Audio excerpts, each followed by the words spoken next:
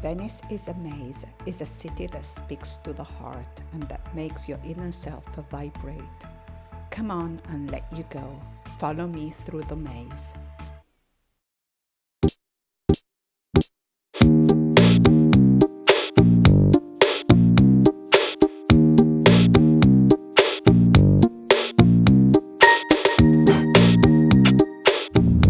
Hi guys, Sunday morning and almost no one around, and I'm leaning against the wall with a beautiful boardwalk behind me. This is the wall of the Arsenal, and in the last 3 episodes we've been walking all around it, and we discovered a little bit about what was the function of it in the past. But what's the use of it today, of this big, huge area that occupies almost 1/12 of the territory of Venice? Well, a portion of it, it's a military area today, belongs to the Italian Navy, and another section is used during the Biennale, the modern art exhibition, and then the northern side of the Arsenal today has been turned into offices. So through them, it's possible to go and explore the interior. So this is my surprise today. I would like to take you behind the wall and to discover what is inside. This is a sort of little special treat because not a lot of people know that it's possible to see the interior. So follow me and let's go and discover it.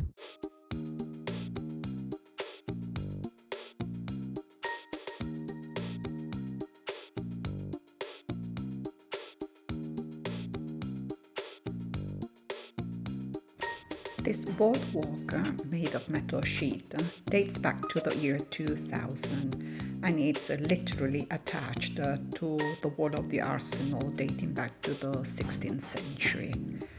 From here, your eye can stretch all the way into the northern side of the lagoon. At a certain point, the boardwalk also goes around an archway, and underneath there's the canal that connects the northern side of the Arsenal to the main entrance, the big gate that we saw in episode number 2.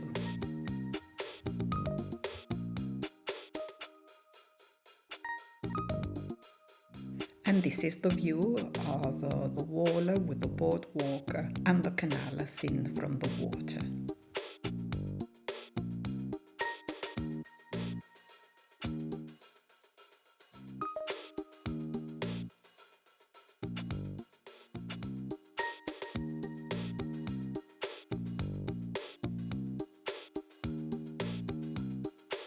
Get an idea of how extensive this historical site is, and also sometimes you can stop and have a glance into the disused industrial premises.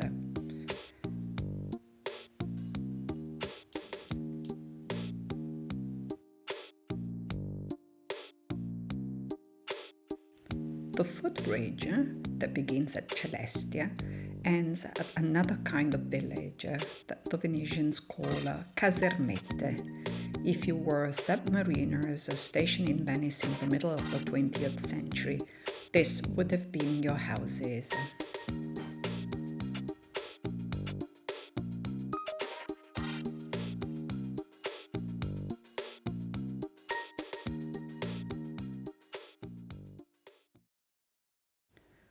We then walk by the Exogeneratori, a 3-story building dating back to 1900.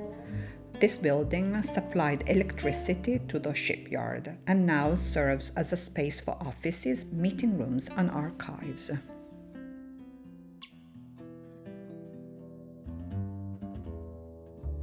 We then reach another water bus stop named Bacini. I suggest to walk through the gate and again have a look to the view of the lagoon, which is always amazing. Then you walk back and you take the path that leads to the entrance of the Arsenale Novissimo.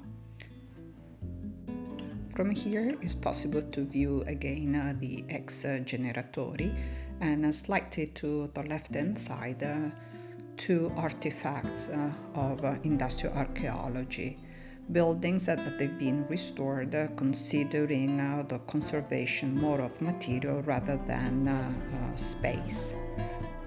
After the gate, we walk by an ex-bunker that has been transformed into an office with an interesting restoration regarding mostly the use of light and recreating special effects of darkness and light.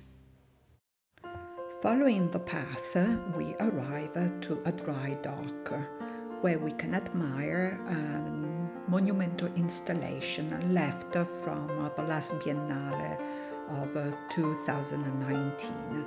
This is an installation by Lorenzo Quinn and consists of 6 pairs of hands that are stretching across the basin of the historical arsenal. The hands represent 6 universal human values: friendship, wisdom, help, faith, hope, and love.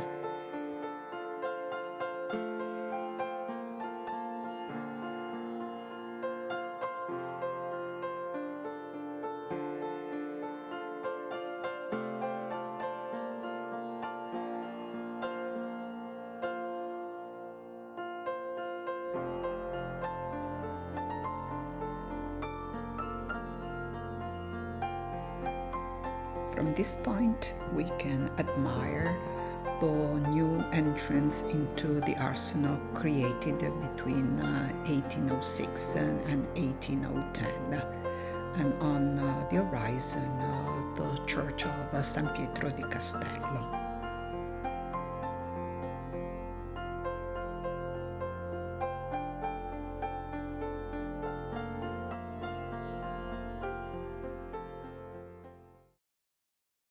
Another interesting building is the Tower of the New Gate.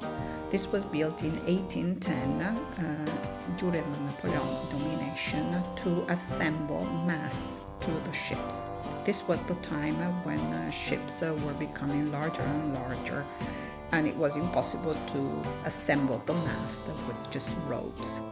The building was restored in 2011, and today it's used as a place to exhibit installations of the Biennale or for special events.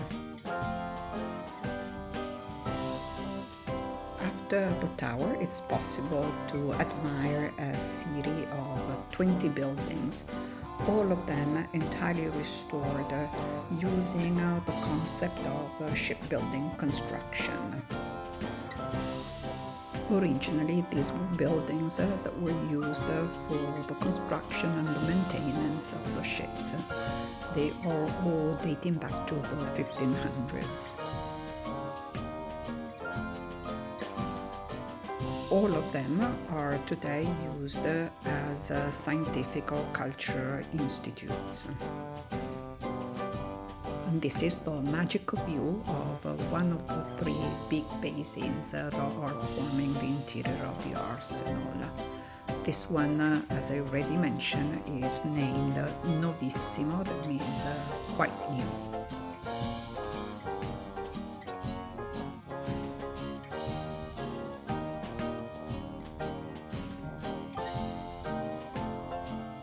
The only building that is open to the public is the Taser Manual.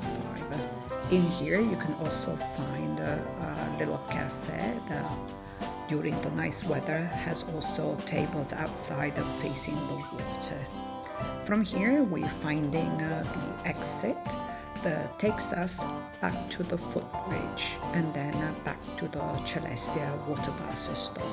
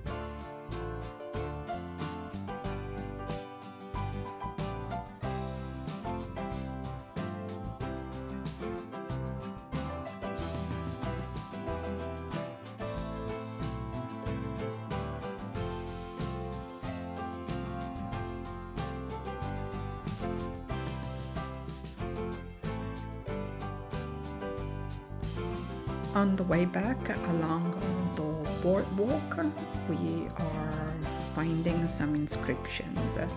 These are telling us something about the date of the wall and the people that built it. We are almost back to the Celestia stop, and this is where our itinerary today stops. So I really hope that you enjoyed today's episode, and if you did it, please subscribe and follow me for more. And remember also that I am on Patreon.